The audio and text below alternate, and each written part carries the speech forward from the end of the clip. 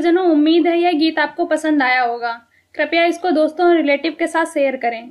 अगर आपको किसी भजन पर प्रस्तुति चाहिए तो कमेंट करें। हम आपके लिए इस चैनल पर उस भजन को प्रस्तुत करने का प्रयास करेंगे। अगर आपने हमारे YouTube चैनल को सब्सक्राइब नहीं किया है तो तुरंत सब्सक्राइब करें और बेल आइकन दबाना बिल्कुल ना भूलें। धन्यवाद।